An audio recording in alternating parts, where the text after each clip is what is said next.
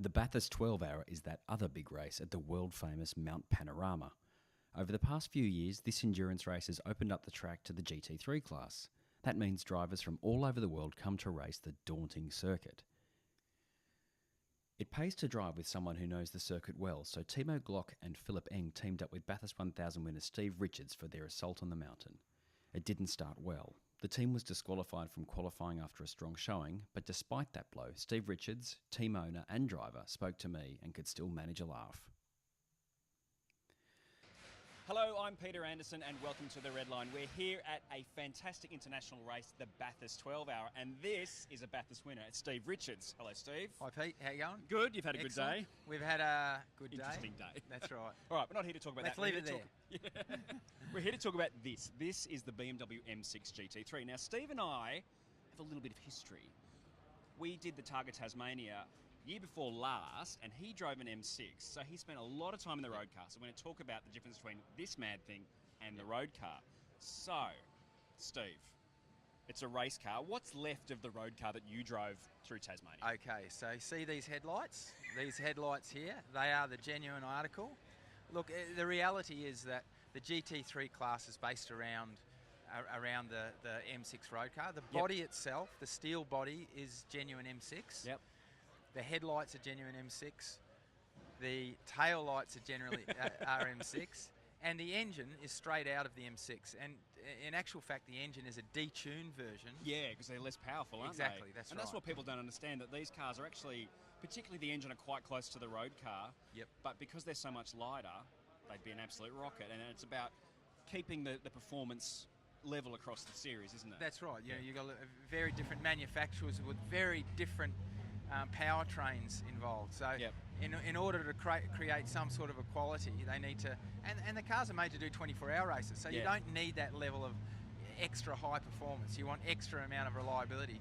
And nowadays our road cars, they're so capable of producing huge amounts of power that the reality is we can make a detuned version, go extremely fast around the racetrack with all the aerodynamic devices that don't come on the road car to help get its performance. Yeah.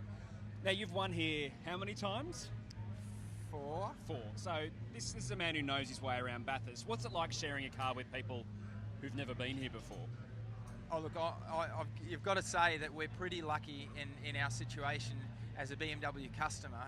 Yep. We basically get full support from a technical perspective and also a driving perspective. Yep. So the guys we've got driving with us are no mugs. Well, they're good drivers, but this is a unique track, isn't it? I mean, the Audis have found that out. They're not fast down the straights, so you've got to work around the quirks of the track. Yes. So sharing the car, it's quite different to a normal GT3 race that you're in. Yeah, I mean, it's particularly important to know what radio station you've got it on, because we've all got different tastes. You know what I mean?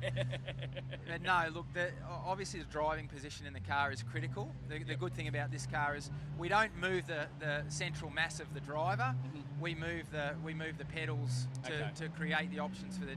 And you do have to make a bit of compromise. I'm a bigger bloke compared to my teammates. Oh, you're massive. Look at the size of it. Yeah, that's right. So I have to make a bit of a compromise in terms of belts and things like that. Yep. But every factor of what we do in this car is built around performance. So whether it's a driver change or a performance component on the car, we all have to combine together to get the result, because over 12 hours, lots of things can happen. And how different is the preparation for you for a race like this compared to, say, a Bathurst 1000 in a V8 supercar? Oh, well, look, I mean, there's lots of different facets to it, but the biggest, probably personally the biggest difference for me is the fact that it's our team and I run the team.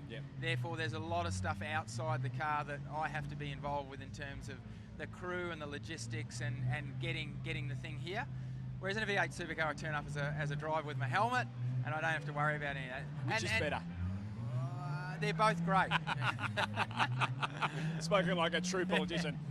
We're here at the Bathurst 12 Hour. Thank you so much, Steve. That's fantastic. Pleasure. I know you've got a driver briefing to go to, so we'll see you on the race tomorrow. Fantastic.